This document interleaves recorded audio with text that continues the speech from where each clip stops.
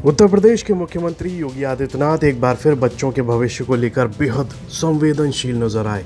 सहारनपुर से उन्होंने एक ऐसा संदेश दिया जिसे लाखों परिवारों और शिक्षा से जुड़े लोगों के लिए अहम माना जा रहा है।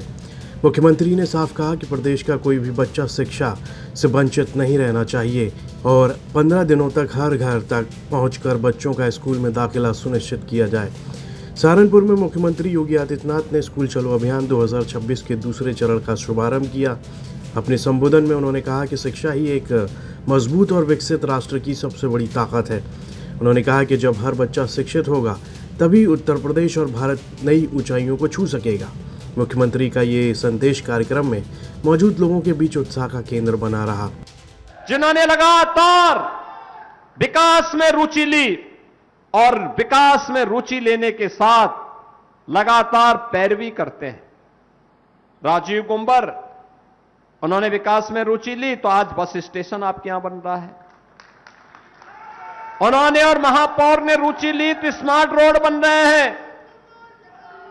उन्होंने रुचि ली तो यहां पर विकास के वे सभी कार्य आ पा रहे हैं जो कभी सपना था। और इस मंच पर जिन जनप्रतिनिधियों को आपने जिताया है ना, ये पांचों जनप्रतिनिधि और हमारे दोनों सांसद जो हार गए थे, हारे हैं लेकिन हिम्मत नहीं हारे हैं। उन्होंने भी विकास के साथ हाथ कदम से कदम मिलाकर के चलने का संकल्प लिया। परिणाम है इकोनॉमिक कॉरिडोर भी बन रहा है और परिणाम है सरसावां का एयरपोर्ट भी बन रहा है। बहनों और भाइयों, यही आपके जीवन में परिवर्तन लाएगा। ये जाति के नाम पर बांटने वाले लोग आपको कमजोर कर रहे हैं। क्षेत्र के नाम पर बांटने वाले लोग आपको कमजोर कर रहे हैं। इनके बहकावे में आने की आवश्यकता नहीं। आप देखो ना, इनका दोहरा चरित्र। ये लोग हैं जिन लोगों की कभी आस्था नहीं थी, जो लोग हमेशा हिंदू आस्था को सांप्रदायिकता के साथ जोड़ते थे, जो कभी मां शाकंभरी के दर्शन करने के लिए नहीं गए, वहां की सुविधा को देखने के लिए नहीं गए, जिन लोगों ने काशी विश्वनाथ धाम का विरोध किया था, जो मथुरा वृंदावन का विरोध कर रहे थे, जो सुख तीर्थ का विरोध कर रहे थे, उपेक्षित छोड़ दिया था, जिन्होंने राम जन्मभूमि के हमेशा आंदोलन का विरोध किया था और राम जन्मभूमि पर भगवान राम का भव्य मंदिर न बने, इसके लिए उन्होंने एड़ी चोटी एक लगा दी थी। उन्होंने सुप्रीम कोर्ट में कह दिया कि भगवान राम हुए ही नहीं, कृष्ण हुए ही नहीं। ये वे लोग हैं जो कहते थे कि अयोध्या में परंदा भी पर नहीं मार सकता। लाखों राम भक्त पहुंच गया था कार सेवक के रूप में अयोध्या धाम में। जो लोग जय श्री राम के कहने पर लाठी चलाते थे और राम मंदिर के लिए कार सेवा करने आए हुए राम भक्तों पर गोलियां चलाते थे, आज वे कहते हैं कि आस्था के साथ खिलवाड़ हो रहा है। ये आस्था के साथ खिलवाड़ नहीं, जो अपराधी होगा उसके खिलाफ कठोरतापूर्वक कार्रवाई होगी, लेकिन हिंदू आस्था के साथ किसी को खिलवाड़ करने के लिए छूट नहीं देंगे। मैं कांग्रेस और समाजवादी पार्टी के नेताओं से पूछना चाहता हूं, यह आस्था तब कहां चली गई थी जब कावड़ यात्रा को आप लोग रोकते थे,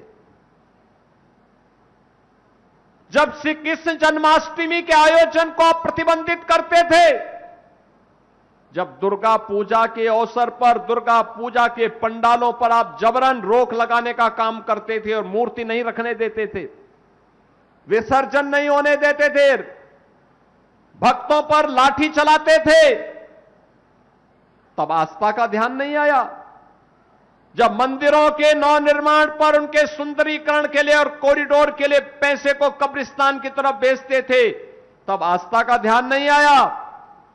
आज आस्था दिखाई दे रही है जब अयोध्या त्रेता युग का स्मरण करा रही है। अयोध्या तो अयोध्या है, अयोध्या को कोई आगे बढ़ने से रोक नहीं सकता। दिव्य और भव्य अयोध्या प्रधानमंत्री मोदी जी के नेतृत्व में। बहनों और भाइयों, यह वह सरकार है जो विरासत का भी सम्मान करती है और विकास के कार्यों को भी आगे बढ़ाती है। अयोध्या में 2017 के पहले संकरी गलियां थी, आज चारों ओर से 4 लेन की कनेक्टिविटी है। रेलवे की मीटर गेज की लाइन थी, आज ब्रॉड गेज की डबल लाइन से अयोध्या जुड़ा है। कार्यक्रम के दौरान मुख्यमंत्री योगी आदित्यनाथ ने बच्चों को शैक्षणिक सामग्री, माटी और अच्छे काम करने के लिए शिक्षकों और विद्यालयों का सम्मान भी किया। सहारनपुर से दिया गया उनका ये संदेश साफ था कि उत्तर प्रदेश सरकार शिक्षा को सर्वोच्च प्राथमिकता देते हुए हर बच्चे के उज्जवल भविष्य के लिए लगातार काम कर रही है। और साथ ही पिछले सालों में देखा गया है कि किस तरह से उत्तर प्रदेश में नौकरियों की बारिश हो रही है और उत्तर प्रदेश अब सिर्फ उत्तम प्रदेश ही नहीं, उत्सव प्रदेश भी बन चुका है। इस पूरे कार्यक्रम पर आपकी क्या राय है, हमें कमेंट करके ज़रूर बताएं और यूपी से जुड़ी तमाम खबरें देखने के लिए आप देखते रहिए यूपी तक।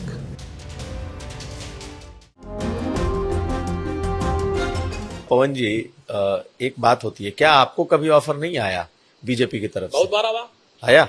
कैसा आया? क्या ऑफर आया? हमने बताया था राष्ट्रीय अध्यक्ष जी को। आया। किस तरह का ऑफर आया? मतलब सब आया, विधायक, मंत्री सब आया।